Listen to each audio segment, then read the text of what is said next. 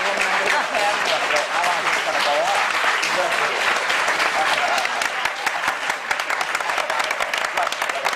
My audience worked very hard. I'm Isabel Stevenson, and I'm president of the American Theater Wing, and I want to welcome you to the Wing seminars on working in the theater. These seminars are coming to you from the Graduate Center of the City University of New York, which is located in the heart of Times Square on 42nd Street, where Broadway, off-Broadway, and off-Broadway all meet to bring the magic of live theater. Here, right now, are the seminars that tend to tell you a little bit more about what it is to work in the theater. The Wing is perhaps best known for its Tony Awards, but we do more than that, and it is a year-round program that the Wing has. We send shows to hospitals, to sit-ins. The people in the theater work with us. The cast of Broadway shows like 42nd Street and all kinds of cabaret performers come to the hospitals under the Wing's banners. We also have a program called Saturday Theater for Children, which is perhaps one of the most important programs that I can think of, because we bring theater into the schools on Saturday mornings, right into their own neighborhoods. And the children line up, and they make the decision as to whether they're going to go to see a live theater, or whether they're going to play baseball, or whatever else it is. And we hope that doing that instills a love and a need for theater that will last a lifetime, that will really provide the audiences of the future. It's not good enough to go to the theater just because it is a blockbuster or the hottest ticket in town. One has to go to the theater because there is a need and a love, and they know what good theater is. So that's what we're hoping will turn about, and we have already seen much of this take place. And then there are these seminars which comes out of the Wing School program. It's a wonderful, wonderful program where we tend to bring you a behind-the-scenes look on what it is to work in the theater. The performers, the playwrights, the directors, the scene designers, and the lighting people, and the producers all come and discuss how important it is to know each other's craft as they work in the theater. So because we have a wonderful panel and we have marvelous co-moderators, I am now going to introduce to you Jean Dalrymple, who is a member of the Board of Directors of the American Theater Wing, and one of the most knowledgeable people I know in the theater, who has done almost all the things that we talk about. And Ed Wilson, who is a wonderful critic and is perhaps doffs his critic's hat right now and becomes just a lover of theater, as we all are, and a knowledgeable one at that. They, in turn, will introduce the panel to you. Thank you very much for being here. Ed? Thank you. Thank you, Isabel. As you say, we have quite a distinguished panel, and the first person I'd like to introduce is on my far right, an actress who was born in Canada and now lives in the United States, but won fame really initially in Great Britain, where she was a member of the National Theatre and the Royal Shakespeare Company. I first saw her 10 years ago playing Susan Traherne in David Hare's Plenty. It was an incredible performance, and she won the London Critics Award as the Best Actress of the Year for that.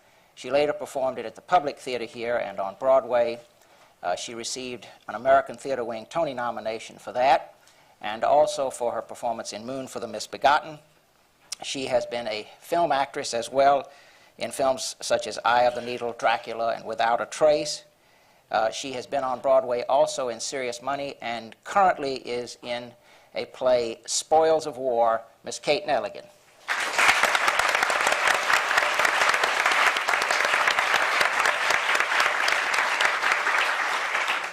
Next to her, the star of the provocative and fascinating play, M. Butterfly, playing the part of Renee Gallimard, which I hope we can explore a little later, because it is an incredible part. An actor who has played on Broadway in a number of productions. He was nominated for an American Theatre Wing Tony Award for his performance in Bent. He played Salieri in Amadeus. He's been in The Visit, The Rebel, School for Wives, Frankenstein, Dracula, just a whole host of Broadway shows. He's played over 40 roles in the resident professional theater around the country. He's been in a number of films, Wild Party, A Little Romance, First Deadly Sin, and many more. And he's been in a number of television shows, including specials Cain and Abel, Strange Interlude, Winds of War and Remembrance, Mr. David Dukes.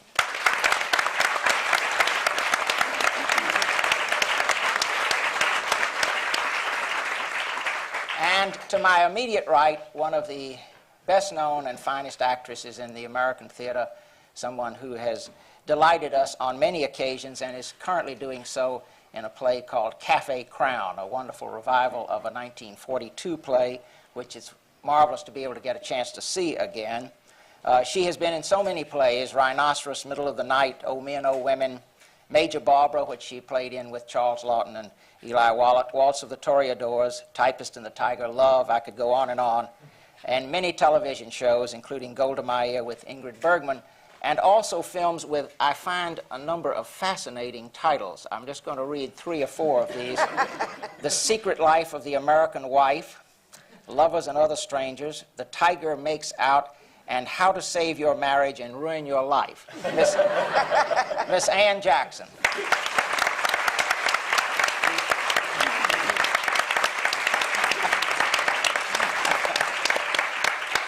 Jean? Yeah. On my left, far left, is an absolutely marvelous actor who goes easily from classical roles, Shakespeare and so forth, to modern plays like the one he's in now, which is Checkmates. And he's been in also a number of great shows. A Lesson from Aloes, which I remember so well, a wonderful play. Richard III. I'm going to ask him later what he played in Richard III. The Enemy of the People, and The Latent Heterosexual. And I'm so glad that Checkmates is still playing and that you're in it. Mr. Paul Winfield.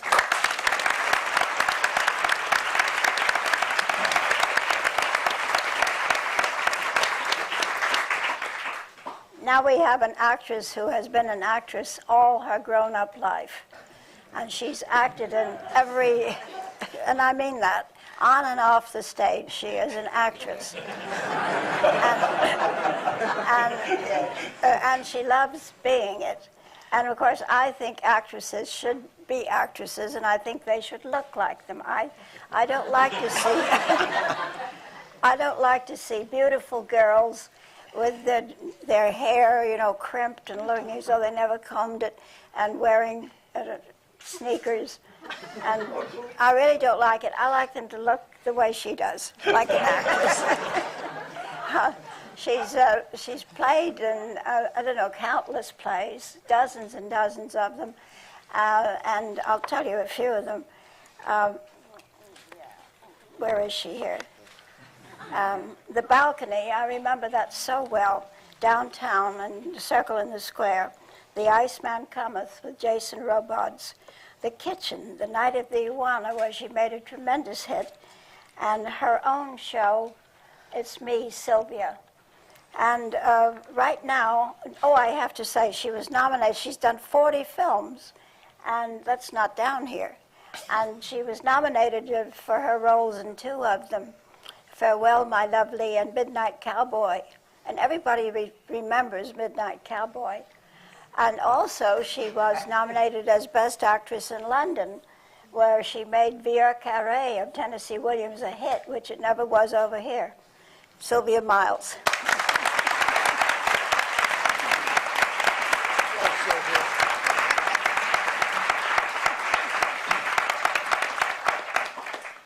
And I fell in love with this man many years ago when he played Eat a Horse, Mangiacavallo, in the Rose Tattoo with Maureen Stapleton. I did the Rose Tattoo later at the City Center with Maureen Stapleton. I couldn't get him because he was working in London. But I got another very good actor, and I said, did you see Eli in the play originally? He said, yes. I said, will you please play it exactly the same?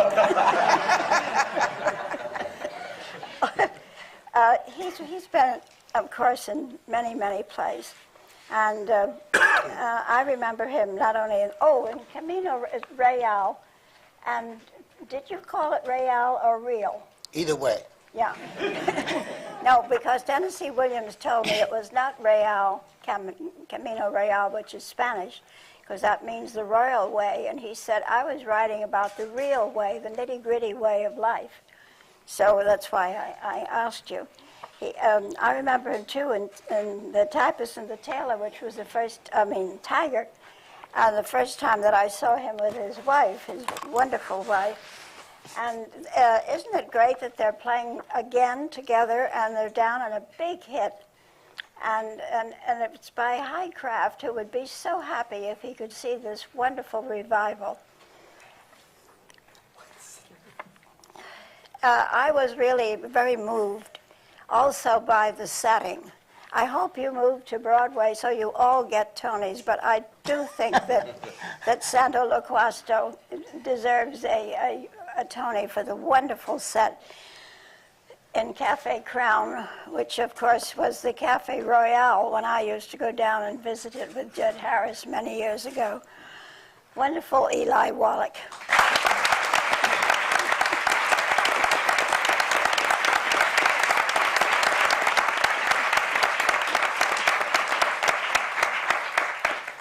As Isabel has said earlier, this is a seminar about working in the theater, how the craft is developed, how the profession is, and we're talking to experts today. And since we're talking about working in the theater, I think it would be nice to start off asking each person here to tell us a little bit about how they got started in the theater. Something about their training, perhaps, but particularly perhaps if there's one person or one moment, one event, one show they saw that really determined for them the fact that this was going to be their career.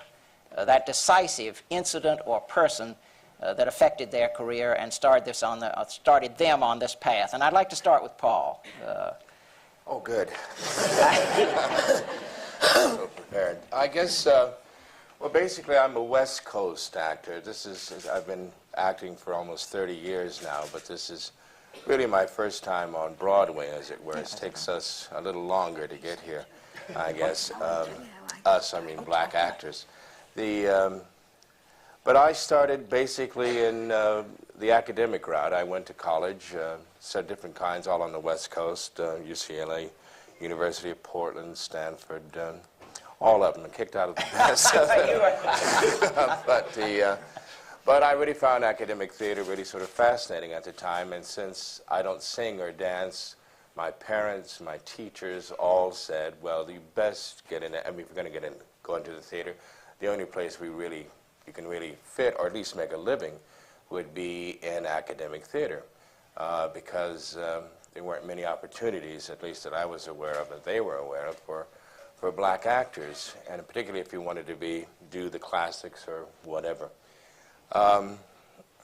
Well, I was going that route, and it was about, I guess, in the early 60s when the civil rights movement basically came, and if I really owed anyone for my career, I guess it would be Martin Luther King, because he sort of brought the whole civil rights movement into the living rooms of white America, and it was suddenly his interest in these people who before, I guess, could have been living on the other side of the moon.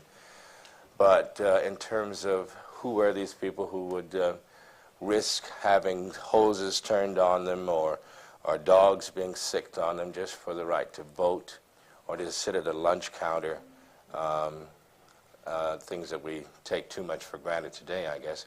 But at that time, Hollywood also became somewhat interested in black Americans, and the television industry opened up a bit. We saw a few more black faces on commercials, on TV shows like Julia with Diane Carroll, a few movies, not a few, but a lot of suddenly black movies came into vogue, and I happened to be there at the time, luckily, and had training in the theater.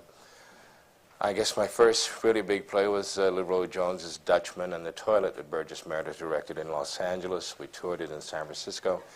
I've in terms of people that I've worked with that I really found fascinating, and I've learned, I guess, the greatest from was I was basically a spear carrier, or the third knight in King Lear that Morris Karnofsky did at the at that time it's called the LA Group Theater in Los Angeles, that John Houseman, who recently died, directed.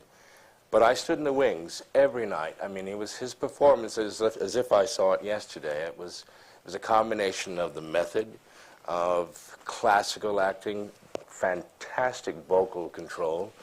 When he says, you know, let me not be mad, he did a thing with his voice that really went up, and it was like a piano wire breaking. It was an education. And the other education, I guess, was Zero Mostel in the latent heterosexual. I saw how great comedians get laughs, no matter what. He would set them up, bip, bip, bip, and whether the audience heard the punchline or not, they knew they were supposed to laugh on this particular time. That was another education for me. I guess I've learned a lot by watching and also by doing. I've done an awful lot of plays in Los Angeles, over 25 of them at the Mark Taper alone. And I was also in Los Angeles when the theater was just, small theater, was just developing, and there was a lot of opportunities to do that. So there's really no need to come to New York, I kept telling myself. But that's basically it. Right. Sylvia, Oh, well, when did you start being this actress that you've been on I and off the originally stage? started, I was going to be a set designer. I was an art major, and I was studying at Pratt Institute, and I think I was one of the last students of Norman Bell Geddes, who kept telling me that there was no future really for a woman in set designing because it was kind of like a family tradition handed down and so forth. But he said, if you want to, then get a job working as an assistant or as, you know, apprentice to a set designer. So I was 15 and a half years old, and I got a job as the prop girl to the set designer of a small theater on Long Island. And he sent me out to buy the props, and I paid $90 for them. And at the end of the week, I went to the producer with the bill of the $90, and he said, well, this is stupid. You don't buy these things. You know, you borrow them, and we give them a credit in the program. I said, but we've already used them. Where's the $90? So he said, I tell you what I'm going to do. I'm going to give you a part in the play. And this is the salary, $90. And he said, the only part I have is this 90-year-old man in the Caucasian chalk circle. So I was given this role, and actually what had happened was the play had already been in rehearsal, and the original 90-year-old man passed away. So yeah, they made me up to, and I sort of looked like Confucius. I remember I have a photograph of it. And I walked out on stage, and they said, place the child in the circle of chalk. And I realized I was 90 years old, and I had to take the time to walk slowly as an old man. And I took inch by inch, step by step. About 20 minutes later, I reached the center of the stage, totally unaware that the other actors were glaring at me, you know, ready to kill me. And I placed the child and then turned around and another 20 minutes to get back to the other side of the stage. Well, the feeling was so, it was so incredible. I thought, well, this is much better than, you know, set design. Nobody could do anything until I got back to where I was supposed to be. So that's marvelous. Let me say one thing about Sylvie that I forgot to say. She's a master chess player. She beats me at backgammon, and she does the Sunday Times crossword puzzle in 20 minutes. Yeah, You notice they don't get paid for any of those things. Eli. Well, since we're doing a play about the Yiddish theater, my parents took me to the theater as a little boy, and I'll never forget the scene. The young man had been sent off to war, engaged to a beautiful, rich girl, and he came back from the war like this. And the woman he was engaged to, the girl said, oh, no, I will not have him. I will not have him. I will not have a damaged person. But the poor girl who really loved him said, I'll marry him. And he went, ha! And I jumped out of my seat and said, I'll become an actor. Anyway, I went off to the University of Texas as a young boy. from Brooklyn. No, no. And I ushered at a theater there, and Walter Houston was playing in a play, Dodsworth. And I went backstage at the intermission, and I said, Mr. Houston, I'm from Brooklyn, and here I am in Texas, but I want to get into the theater. And he flipped his cigarette away and said, we all do, kid. And he walked in. But anyway, everyone in my family were teachers, and it was determined that I would be a teacher. In the 30s, they didn't need teachers, so I took the exam with about 2,000 others. 25 passed, and I did not pass. I got a scholarship to a school called the Neighborhood Playhouse School of the Theater. The teachers were extraordinary. Martha Graham and Sanford Meisner, and they both have had a tremendous influence on my work and my career. That's it. Terrific. Annie? Oh, I didn't say how I met her. That'll come later. Maybe she can tell us. Yeah. Well, I didn't know anything about theater, but I guess I was about 4 years old, or 5, when I saw my first movie. And then when I saw that movie, I thought that I would grow up to be an actress on the screen and kiss the leading men and wear fur at the bottom of my skirts. That's really what I wanted, because it was the 30s, you know, and they were all with their shoulders in satin, and it was very glittery and lovely. And then when I was in high school, I guess I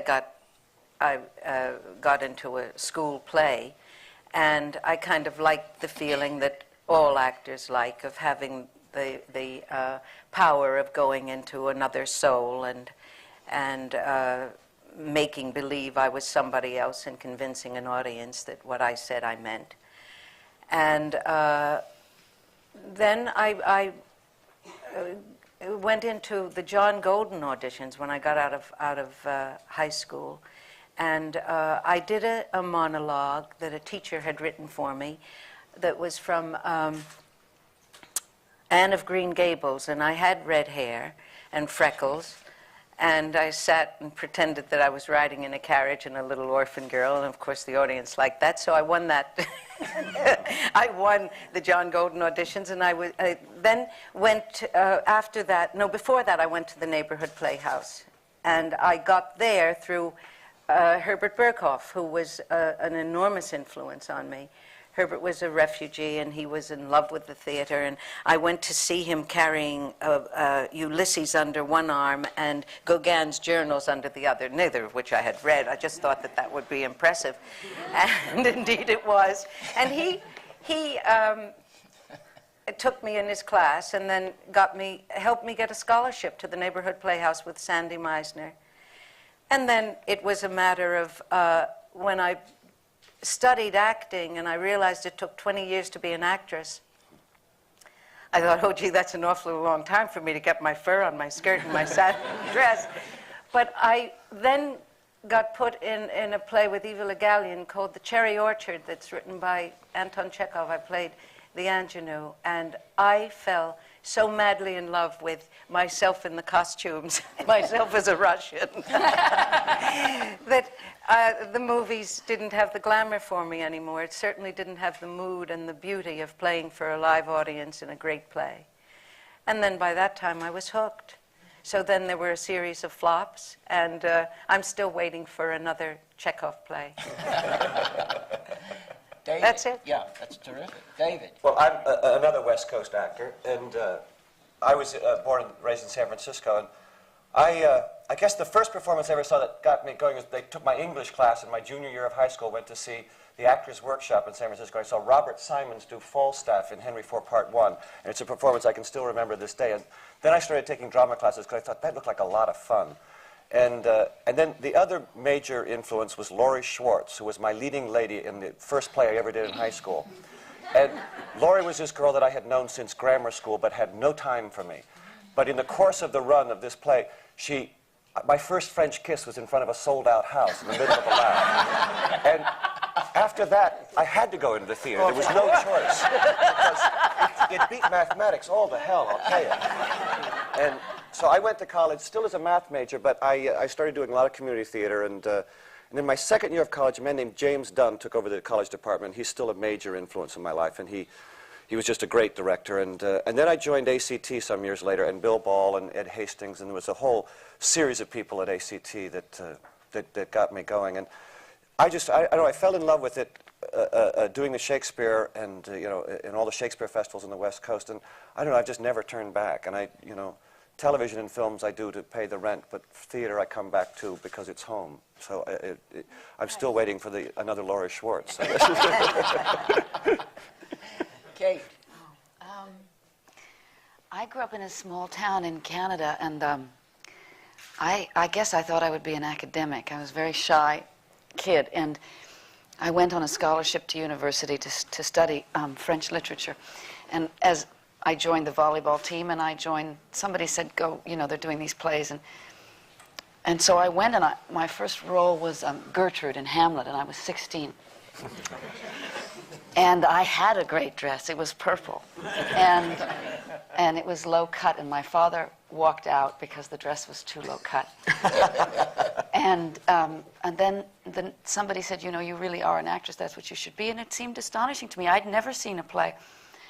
I left the next year. Somebody filled out an application form because I was too shy to do it. A teacher at the school said, they're holding auditions in New Haven, Connecticut for the Central School of Speech and Drama. It costs $25. I'll give you the $25. So I went there and I auditioned, and then this blue envelope arrived and said, you have a place. And I went to England. I'd still never seen a play. I saw a play the first time I was 20 years old, in my second year studying to be a professional actor. And I studied there for 3 years at a posh English school. I don't remember what I learned there. I'm sure I learned something, but I don't know what it was. The people who taught me are all actors. I don't learn from directors, by and large. I learn from actors. I learn from great actors, is my history. Colin Blakely, who died last year, who was the best actor I've ever seen in my life, and who was one of those English actors who worked and learned and knew everything. But, here he probably would have been Spencer Tracy. But there he was Colin Blakely. And I learned everything that I know from people like that. So that's what happened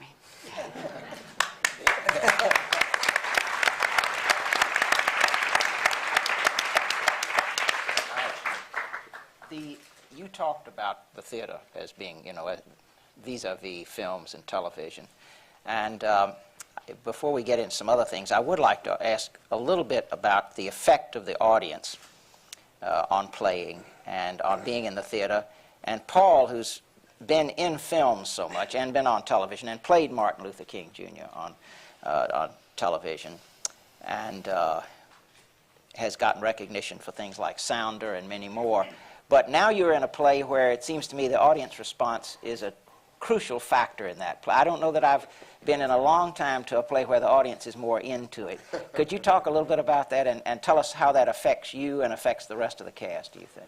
Well, it is truly amazing. It's actually like you're getting 2 shows for the price of 1. I mean, there's one in the house and there's one on the stage. The response is truly amazing, but I think that's due to 2 things. One is that it's a comedy, and the second is that the audiences are mostly black, or at least 3/4 black generally. And we all discussed this phenomenon. Sidney Poitier came the other night, and we were talking about it, and sometimes it's a little distracting for us on the stage because they get so involved and so start talking back to us. And you said, what? I'm talking to you here. But anyway, he said don't be put off by it, and don't.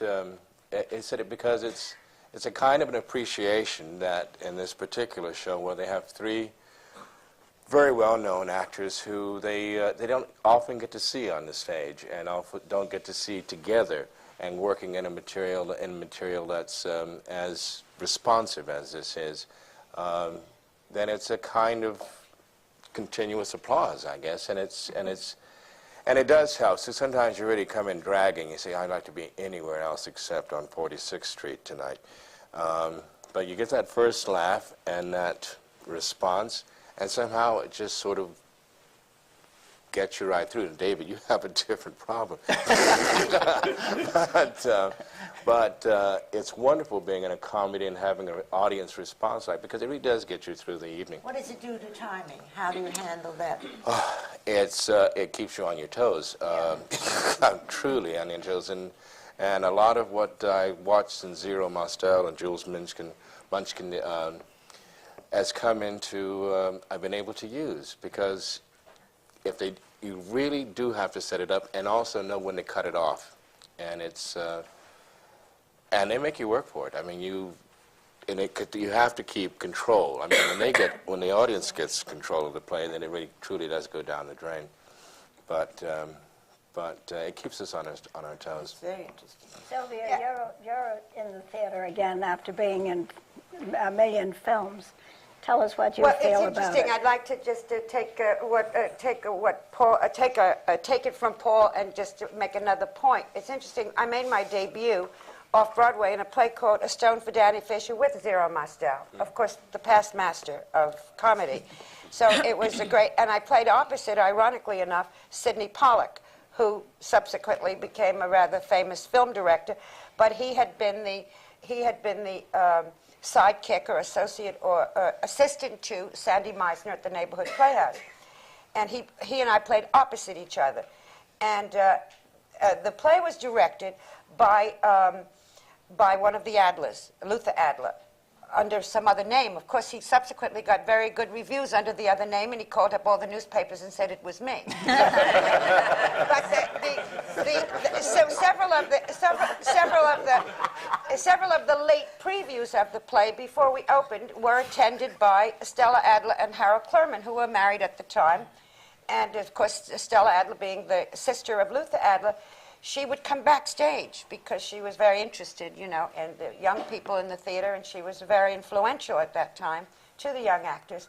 And she would come back and say, do not play to the audience. Do not play the comedy to the audience. Keep it within the play. You know they are there. They are responding to you and makes you feel good, but don't take it from them because they get control. And the minute they get control, you're in trouble. Now, ironically, I'm in a comedy at the moment, Tea with Rummy Jack, which is an audience play that the audience does respond to a great deal.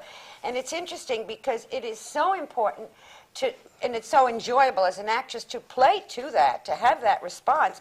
But on the other hand, you have to keep such a tight control, right? Because otherwise, they either get ahead of you, or they begin to talk to you, or they think they're in a movie. And, you know what I mean?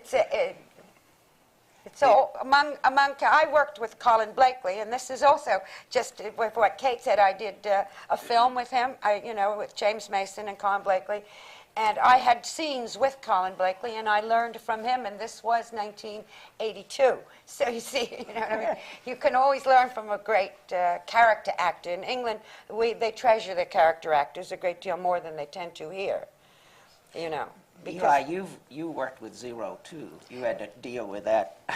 I made my debut with him. As a matter of fact, I was part of his preparation. Did you know this story? No. Do you know this story? Well, this is a typical actor story. It was my first play, and I had no idea that actors had a preparation. You understand, strange preparation. And Zero's preparation, he would goose me. I was waiting in the wings. I was the first one on the stage. And one night I wasn't there, and he couldn't go on. He kept searching all over to find me so he could make his entrance. No, Anne and I played with Zero in Rhinoceros for almost a year. But you talk about audiences and their influence and their response. The director of the play we're doing now said, there's a fourth wall, it's a cafe, assume that the audience is also seated at tables and let them overhear. But don't push, don't go out to them. Well, one night, they were rather dull.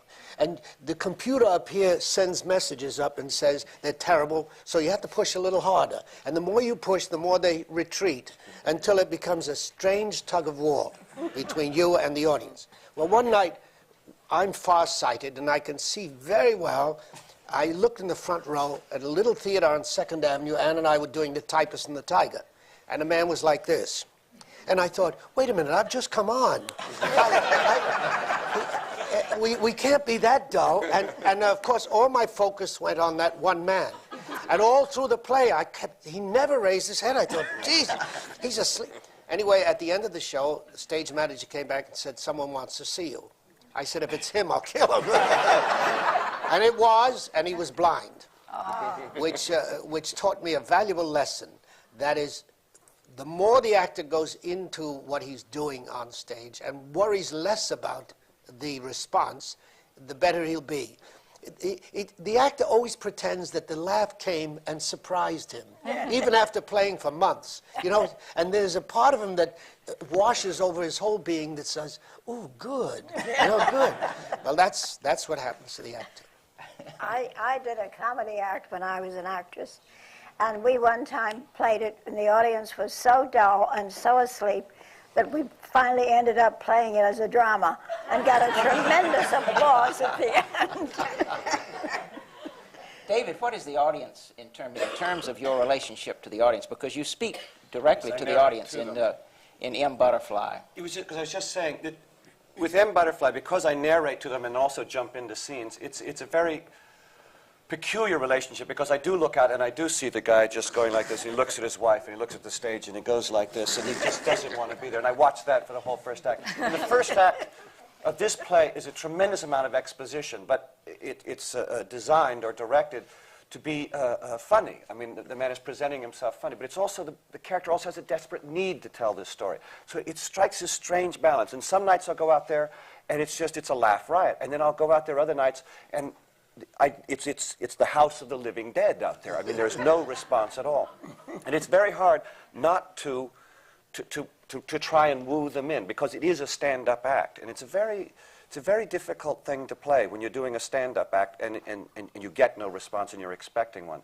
But I think I've learned with this one that then it's more about telling the story. The character's telling the story and he wants to laugh, but for my character, you know, they've laughed at this man because of his 20-year sexual relationship with a man-woman, you know, so that it seems funny that it seems right that they don't respond to him. So it gets very strange, this play, because the scenes always play pretty much the same, but the narration plays wildly different from night to night. I mean, a Monday night audience would be wonderful, and the Saturday night audience is a painting. It's an amazing thing. But I always love, I mean, you asked a question earlier about why the difference between theater and film and television. And for me, the theater is like, it's real. Because I know when my work is right, because they cough or they don't cough, or they laugh or they don't laugh. And that's why I love to come back here. This kind of challenge you just don't get in theater and television. And in film. Yes, film and television. You just don't get it. And I love this challenge of coming out every night and trying to crack this little nut of telling this story. And it's different almost every night? It's wildly different from night to night, you know. And you also get pockets of laughter. You get a group that may understand it, or, you know, and then we'll have great French groups. We had, you know, 150 French people the other day, and they just didn't catch it fast enough, you know. It went by, their English wasn't good enough. And so there was this huge block of the house that I couldn't get anything out of. And of course, I eventually realized it was a French group, you know, which is similar to the other story. Yes, absolutely. Isabel? Where did you learn the stand-up technique? Because it's very difficult nowadays. There are very few places that an actor can go and hone his trade and learn how to draw in audiences. Well, I did a little of it when I first started in the early 60s. I played a couple little clubs in San Francisco and whatnot. And I guess my first one was, you know, giving a current events report in social studies. It would, you know, a 3-minute report that would go 40 minutes, you know, and keep them laughing. But I think that's where it started, and, you know, the variety club, you know, the variety contests at summer camp. It's very important to have that kind of thing. Well, being able to play an audience, yeah.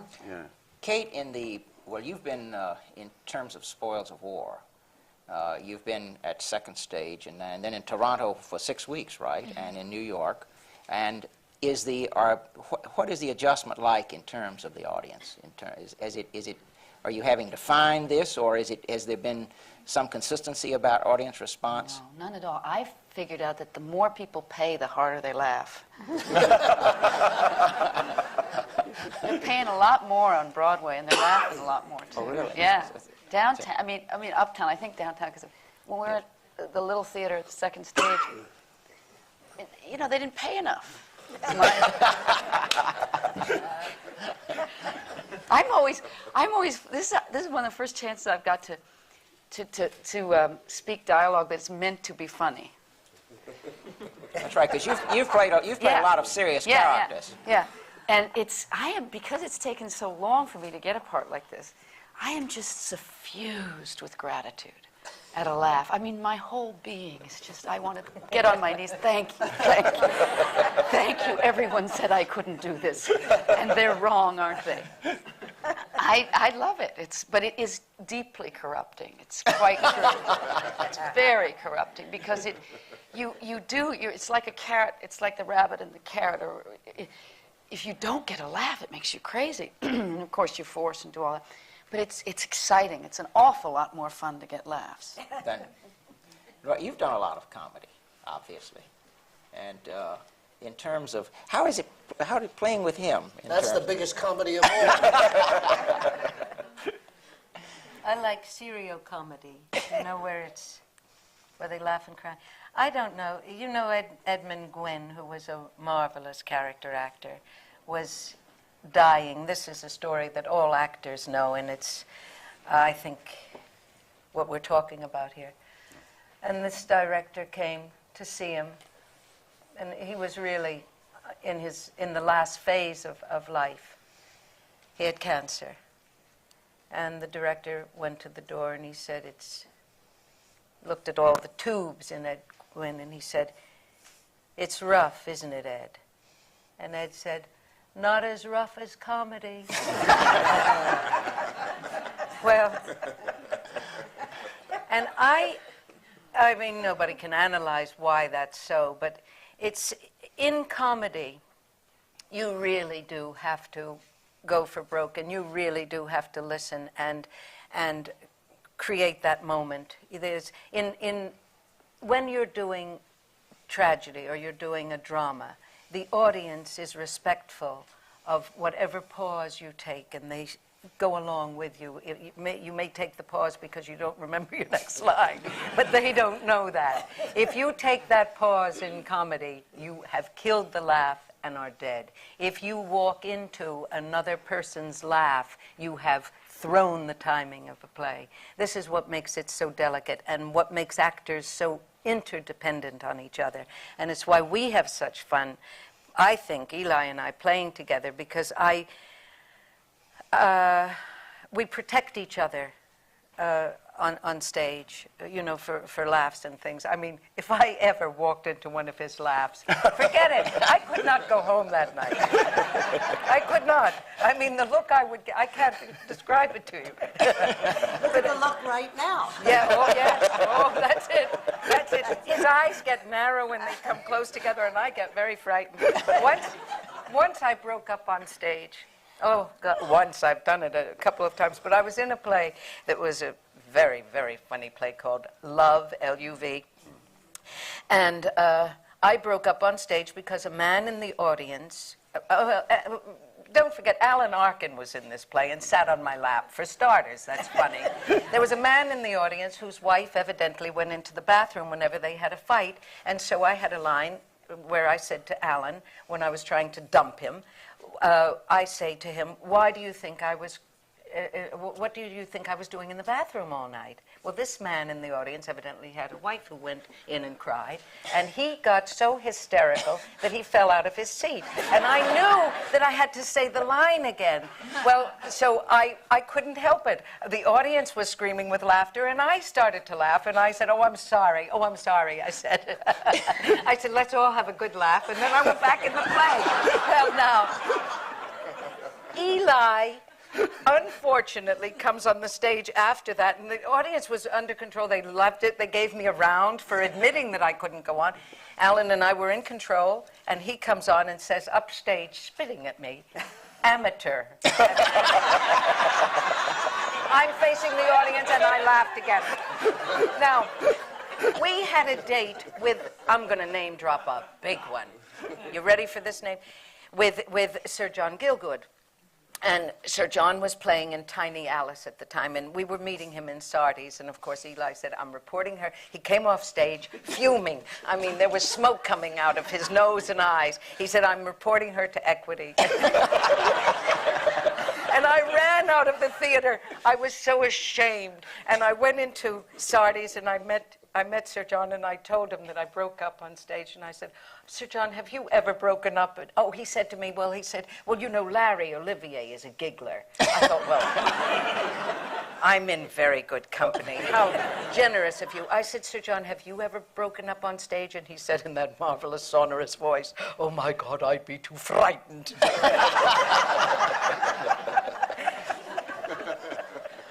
That's comedy. Okay. What happens to you, Eli? Not Annie, but somebody else. Well, this truly happened. You talked about addressing an audience, and for 2 years I addressed an audience in a play called Tea House of the August Moon, both in London and here.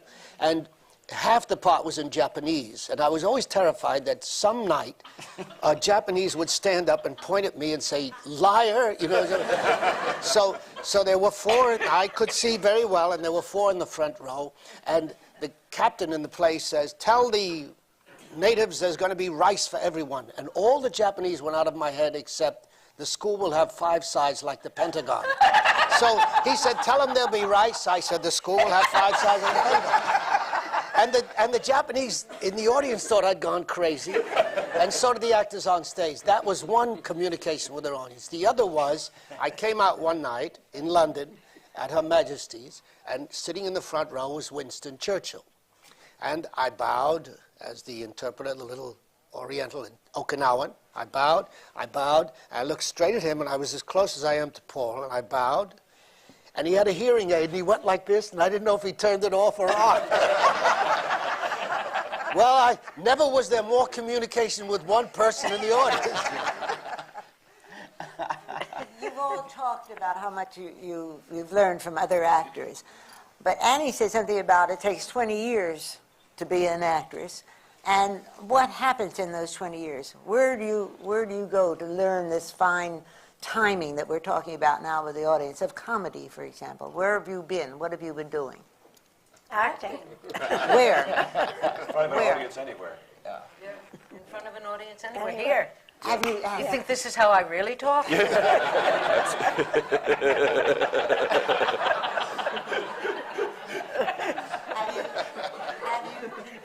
learning? Have you continued working with Absolutely. other actors? That's what's amazing about acting, about learning. Paul mentioned zero and what you learn from watching people. You pick up odd things. I think when an actor is most relaxed is when he's at his best. A lot of things have been stored up here. If I put a bowl of oatmeal under someone's nose, they don't have to do anything, but they will evoke memories of all kinds of things, or flowers, or smell, taste, all the senses are in play.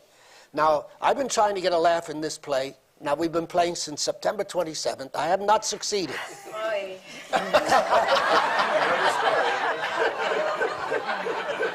told him how to get it. Oh yes, we have an agreement. You see, it is. The agreement seems to be that she can tell me anything, make suggestions. As soon as I do, the hair stands up on the back of her neck, and it's, don't tell me, and don't, how dare you destroy me, and so on and so on. So, It's the same thing out at the theater. yeah. Once we had a fight on the way to the theater. We were doing a two-character play, and we had this fight, and I'm driving, and driving with Anne is an experience. So I finally left the car on 70th Street, got out, slammed the door, and said, you take the damn car, and you go to... So she went.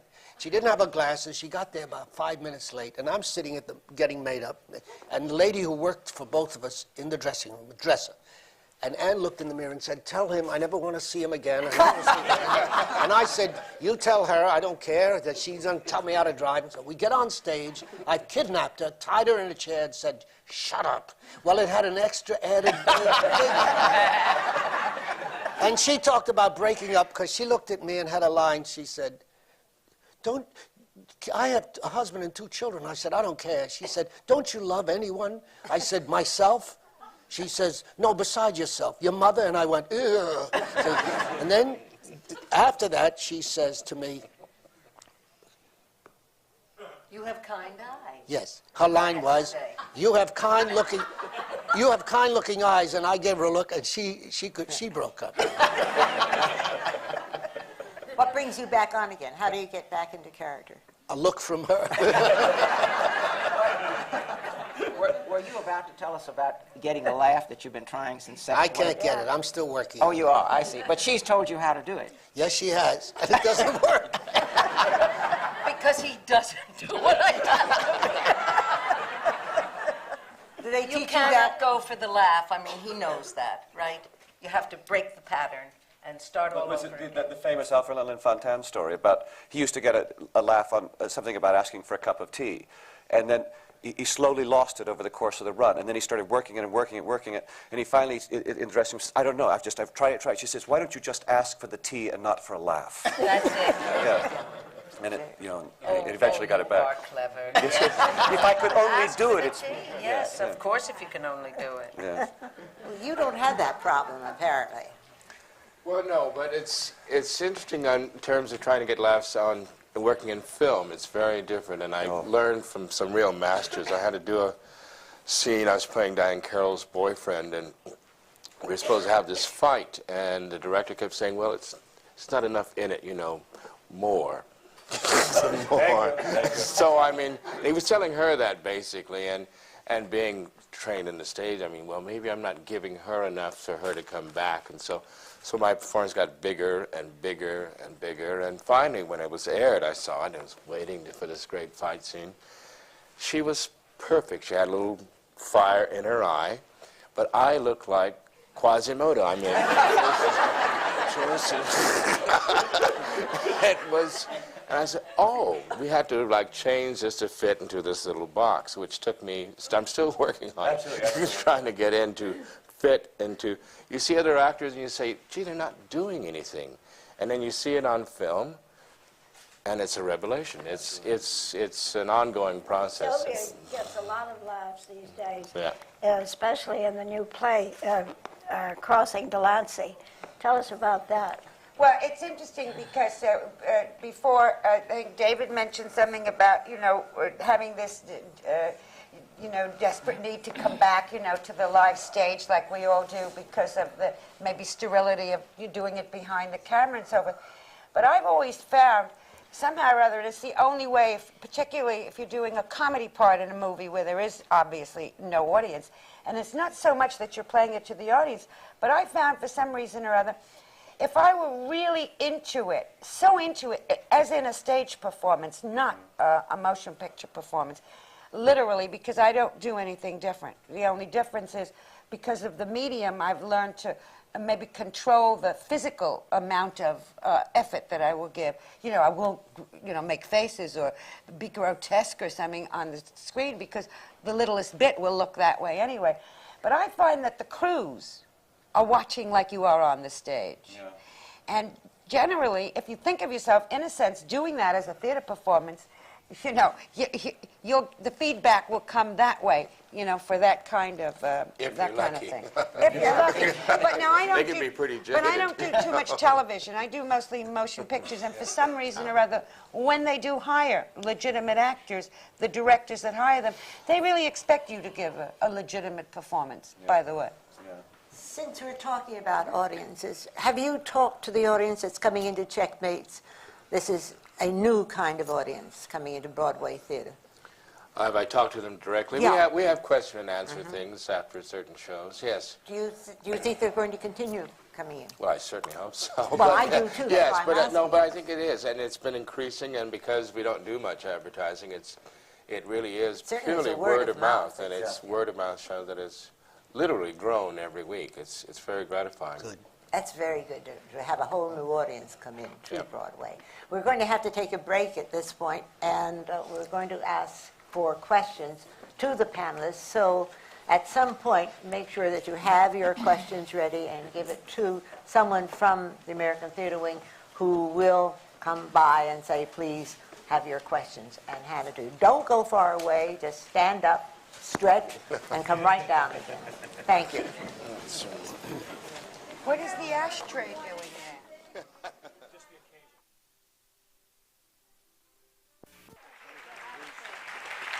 I didn't even, she didn't even like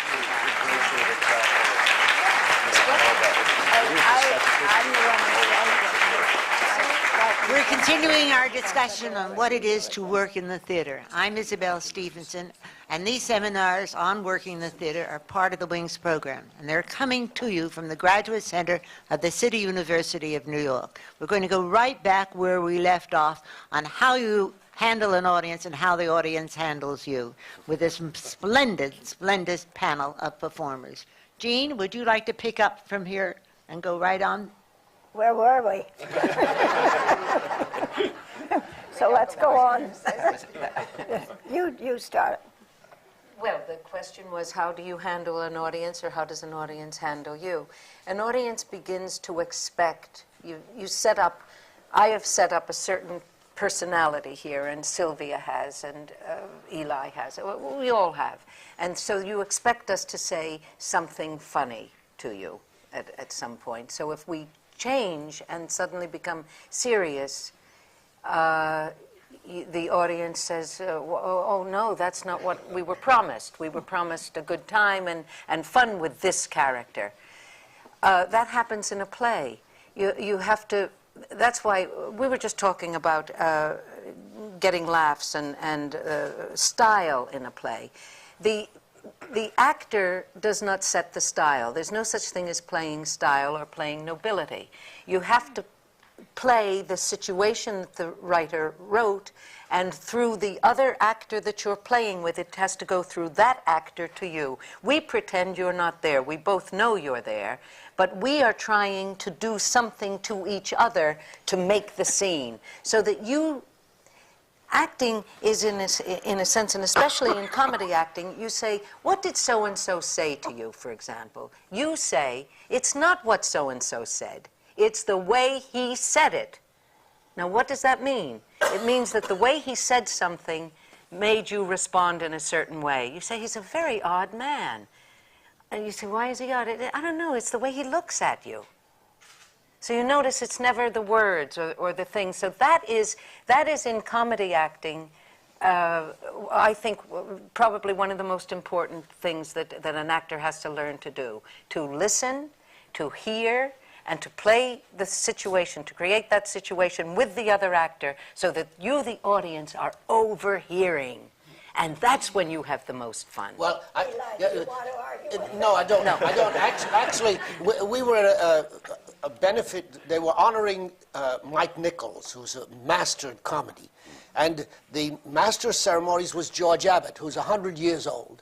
And he had directed a young lady in a play, and she said to him, Mr. Abbott, this is the story Nichols told. Mr. Abbott, I've lost a laugh. I used to get a laugh. He said, where? She said, when I use the phone. You remember when I go to the telephone and I dial?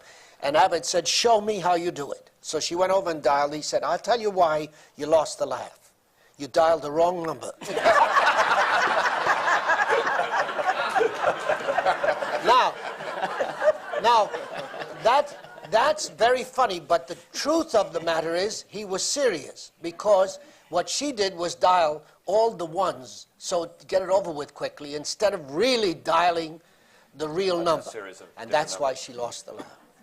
I remember a story Stella Adler once told, where she had to murder somebody on stage, and when she went to get the knife, it wasn't there. And there was a bowl of fruit. And without stopping any of the original motivation or whatever it was, she grabbed this banana and she killed the guy with the banana. Now, the point of the story was that nobody knew that that wasn't the way it was supposed to be, and nobody laughed because of the fact that she didn't change the behavior to do. So it's in the same way. If the motivation or the reason that you're doing whatever you're doing is for real, it will always, in comedy, it will always evoke the response, whether it's a large laugh, whether it's a small laugh, whether even the laugh isn't there. The rhythm of it will still be instilled in the audience if it's done for real. For the effect, then you always lose it. And the audience, by the way, is the first one to get that. And they hate you when you do that. Well, that's, I think Annie said it before, is it's important that the audience realizes that what I say, I mean. And that's the whole crux of what you're saying. But it takes a lot to get to that. And I'm going to keep coming back to where you were before you got to that. Eli, talk about the theater. Well, I met two young men who have been honored in Dallas, Texas. They're budding actors, young actors, and they come to New York, which is huge, which is a jungle, a maze, and you think, how do I ever get started? The theater is shrinking. I can give you all the negatives, and still there's some little part of you that hopes that you alone can come back and rejuvenate and revive the theater. That spirit in young people is wonderful. It's like those big seals. The young seals always attack them, and drive them off, and then they go king of the hill. I think the theater has been a fabulous invalid for a long time. And to quote John Houseman, who just died, if God looked down and said to him, John, you've got a choice, never mind, what would you pick of all the media? He'd say, I'd go back to the theater. That it's the ultimate challenge. We have two daughters who are actresses, and every time they're rejected, we go home and Ann says, why do we have to live through it twice? But you must have built within you that spark which says, I will not be rejected. I will make it. The way it seems to me now, with the shrinking Broadway theater and the price of tickets and so on, is to go to the regional theaters. Booker T. Washington, a famous black scientist who invented peanut butter, said... Peanut butter? Yes. He did, among other things. And peanut oil and so on, who said, cast your buckets where you are. Don't build it here. Build where you are. Grow where you are. Insights, brilliance, talent is not endemic to New York City. It exists all over the United States. So that people from away from here think with an inferiority complex about their ability. It's not true. Not true.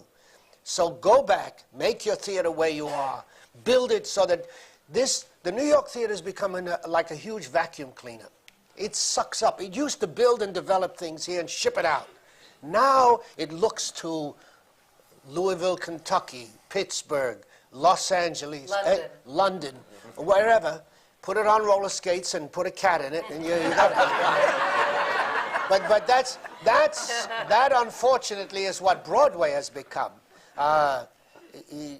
They don't take chances anymore. It's too expensive. We're in a play now that has 18 actors. To do that play on Broadway would cost almost $1 million with an exquisite set. A set where the people gasp as the lights come up, where some people say, my God, they've kept that Cafe Royale in storage all these years and now rebuilt it. But the problem that the actor has in facing the theater is he's got to have guts, a thick skin, and a determination to survive. But Eli, everybody wants to come to New York. Not necessarily Broadway, off-Broadway, off-Broadway, but New York. New York goes out to the regional theaters and does go out to London, but the Mecca is New York. As an actor, have you any idea of why or how we can bring the ticket prices down, bring the audiences into the theater? Well, we're operating in a unique theater. And the audience goes in. You're not cheap anymore either. No, it's $25 a ticket, but he gives away, or he has $12.50 ticket, $12.50 for senior citizens or people who sit on the chairs and wait. But it's only 300 seats. Now, I said to a business manager of a Broadway theater, why can't we move this play uptown and say $25? That's it. All seats, $25. He says. The audience will say, what's wrong with the play? Oh, I don't agree with that. Well, that I can't. Now, I said then I would take out an ad in the paper and say, top of the line, tickets are $25. There's nothing wrong with this play. We love it, and we hope you will. If you don't like it, we'll give you back your money. The man said, you'll be in an institution. I said, no, you won't. What are you getting? What are you getting? Do you know? And you know, what am I? What is your ticket price? Oh, the top is $37.50. And you're getting full houses on it, mostly. So there is that difference in it. Yes, but there's also the gimmick of the line. You know the line on half, right? So you make the price $50, so you sell a $25 ticket. I went to the Schuberts and said, why don't I take out an ad? We were doing a 2-character play called Twice Around the Park. Why don't I take an ad with a picture of those people online, freezing in the snow and the rain, and say, look, don't stand on the line there. We'll give you hot coffee. Come to the box office, and I'll sell you the ticket for the same price. They said, you can't do that. You destroy the whole structure of $50 tickets for $25 tickets.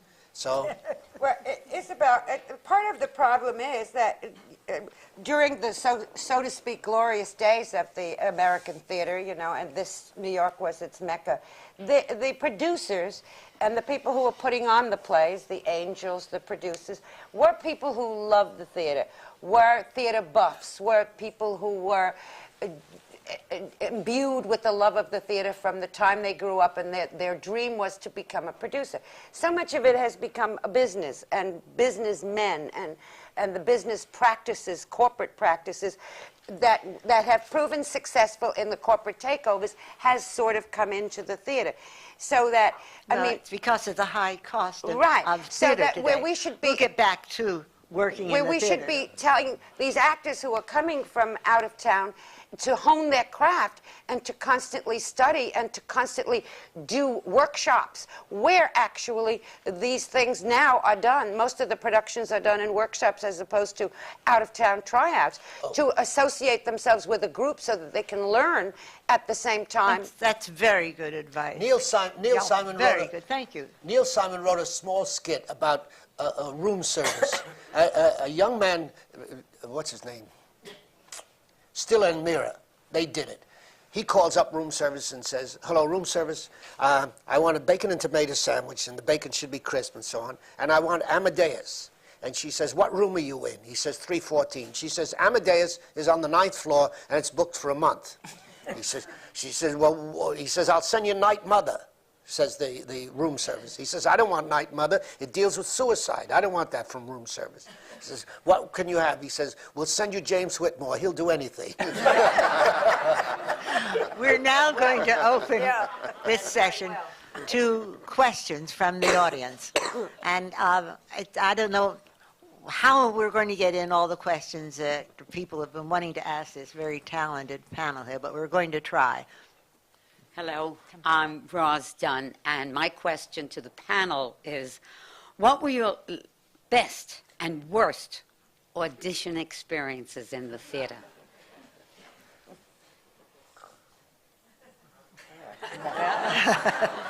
Anybody? How do you feel about auditioning? Anyway, let's take that around. It's a necessary evil. I don't know if this, I've been a director too, and there's sort of no other way to pick the actor, I think, you know, that I think we've discovered, unless you know the actor and have seen his other performances and know he's right for it. So it's like a necessary evil, but as an actor, it's the hardest thing in the world. I've never felt good in auditioning. I just can't do it, and because I only think that I work well in 4 weeks of rehearsal.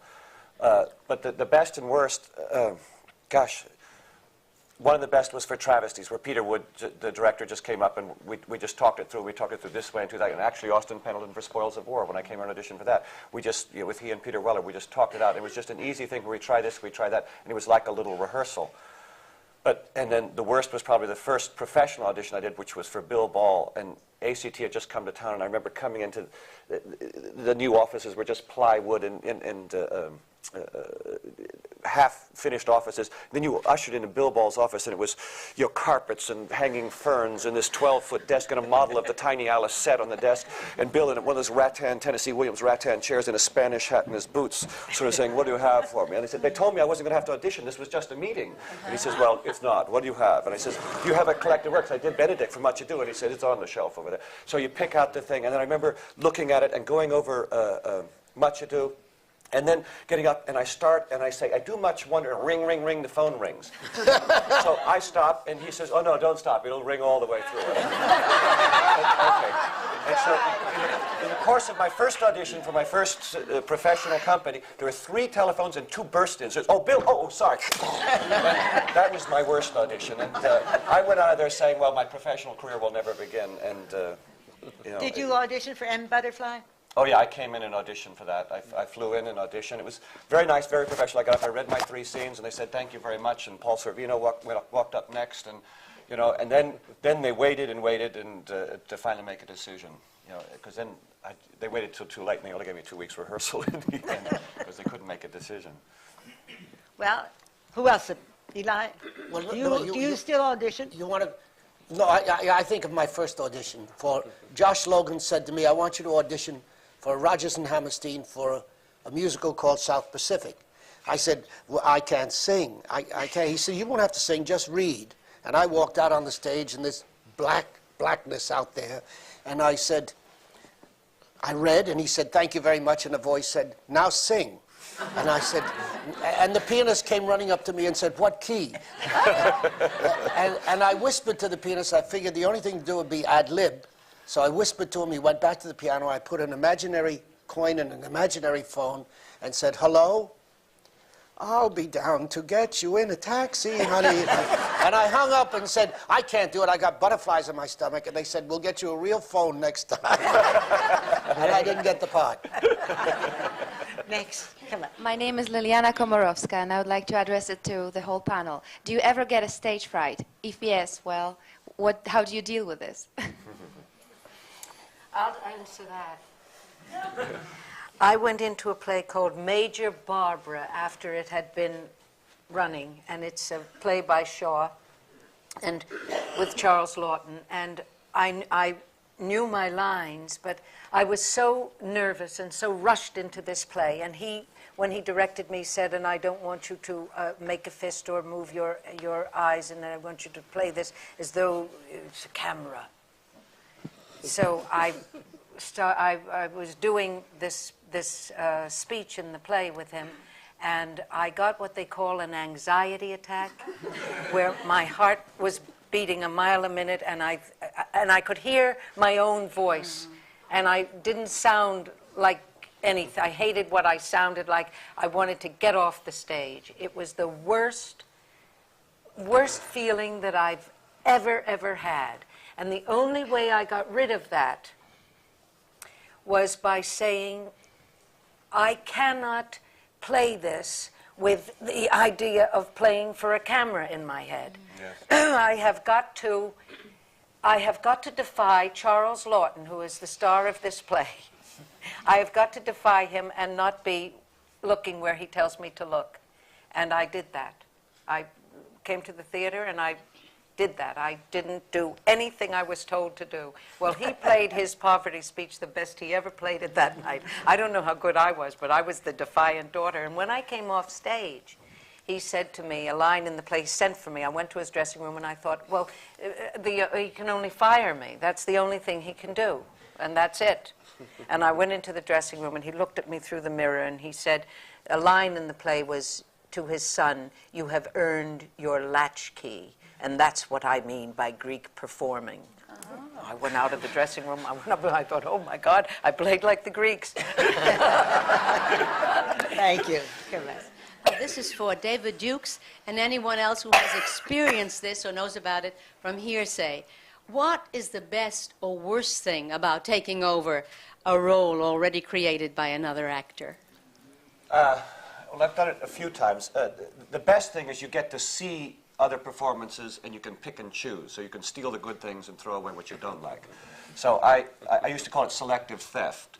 And I just, that works, so I'll take that, and that doesn't. The hard part is that you're getting on, for instance, with M. Butterfly, you're getting on a production that's just moving like this, and you're coming into a production that is a success not because of anything you have done. It is a big success for reasons other than you. So you have to support all that. You have to make sure that every other actor's performance still works. I'm opposite a Tony Award-winning performance, so I'm not going to destroy that performance. But you also have to bring your own individual stamp to it, and how that is done, I don't know, but you just sort of figure it out each time out. But that's the hard part, is to come in and intuit what the playwright and the director's because they're two different contributions, what each of their contributions are, and make them both work, and still keep the play going and bring whatever you think is a new energy to it. And it's a delicate balance that you strike every time. Thank you. That's all I can Thank say. you. Very good. Hi, I'm Patrick O'Leary, and I have a question for the whole panel. I wanted to know what qualities you look for in a director and what qualities you try and bring out in a director in order for the entire piece to be effective. I think Nellie should answer. Miss Nelligan, I just try, you know, if it's anything short of a psychopath, is basically my rule. We all laughed because my career has been 90% of my life is not finding the character. It's being able to work with that person who doesn't understand that they work in a way that is entirely different from every other person you've ever worked with. This year, for instance, I've worked with Max Stafford Clark and Austin Pendleton in the same year. Went from a man who told you how many inches a step you should be. 6.5 inches, and if it was 8, you were told. In a production that was wildly, wildly successful, and a director's piece. I mean, Serious Money was a tour de force for a director and an ensemble come. And then to Austin, whose method is entirely to do with patience and non-involvement, except when absolutely essential. It's like being with an ultimate Freudian shrink. I mean, you go years, nothing said. And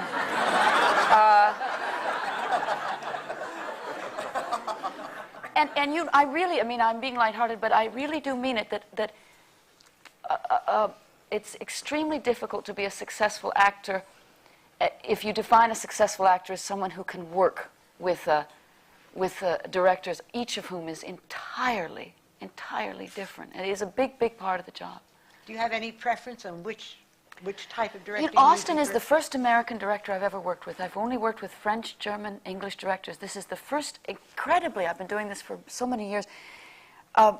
It's the first American director, so I say that because, I mean, my whole training and everything was with I guess a more, if Austin is representative of things here, what I've been used to and the people that I grew up with were used to was a far more formal approach to the business of directing, a far more intrusive approach, and this was by far the most laissez-faire I've ever worked with. So maybe that is or is not representative, I don't know.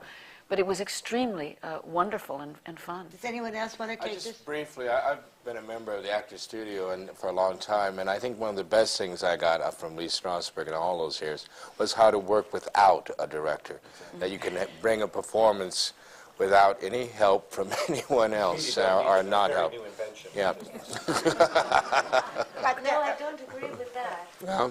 No, I don't agree with that. I do think it's wonderful training for an actor to be able to bring something, but I think you have to bring something to the director because then he choreographs the whole thing. And it's when you think that a good director makes you think that you have created that by yourself. And I noticed that Kate didn't use the word permissive, because Austin is not a permissive director. He is. That was a very good description of him. I've seen his productions. He has a concept of the entire thing, and that's terribly, terribly important for the actor to have a director who makes you think, yes, you've done it, and then who Kazan was a genius at that, and then who brings that production. And but don't you find, Anne, that if you're working with people less than Kazan, and most are less than Kazan, that very, very often there is no view. Or not a coherent view. I tend to think that younger actors, people younger than me, I mean, there are no more Kazans. And we weren't trained by people of that caliber. Yeah. A lot of, you know, or had exposure to that. kind of thing, and an awful lot of, and I don't think I'm being too cynical, an awful lot of the life of an actor is surviving the director you're dealing with. Just surviving them. I studied with Harold Clurman, who actually taught, actors how to, in a sense, direct themselves, similarly to Lee Strasberg, in case of such an occasion. I found when I worked in England and I played the reps, Chichester and Nottingham, that the actors were sort of shocked when I said, well, let's work this out, tonight in the hotel room or whatever, and then we'll bring it in tomorrow to save all that trouble. And they looked at me sort of askance and wondered how I would have the temerity to even dare to talk to another actor, because they don't make a move without the director. On the other hand, I find if you don't, with us in America, a director's usually happy if you come in and bring everything in, then he can work with the people that maybe are not quite that, creative on their own, or, whatever. Once more, I have to interrupt you. And I keep doing this all the time at this very important part of the seminars on working in the theater. This is the performance seminar, and these wonderful performers have been analyzing and discussing and cooperating with each other on what it is to work in the theater. I'm reminded of a line in Eli's play, Cafe Crown, in which someone says, my goodness, I've been in the theater all my life, and I've learned more in 3 weeks working with this man than I have in all of the years of working. And I think that we have learned more in an hour and a half with these people than anybody could get in schools or training or any place else that you might go. We're now talking about the directors, and tomorrow is going to be the time for directors to tell us how they feel about the actors. This is the seminars on working in the theater. I'm Isabel Stevenson. They're coming to you from the Graduate Center of the City University of New York. This is but one of the programs, one of the services of the American Theater Wing, which is a year-round organization. I am so pleased that you are all here, and I thank you very much, and I hope that you will continue to watch Working in the Theater seminars. Thank you. They didn't get to ask a question.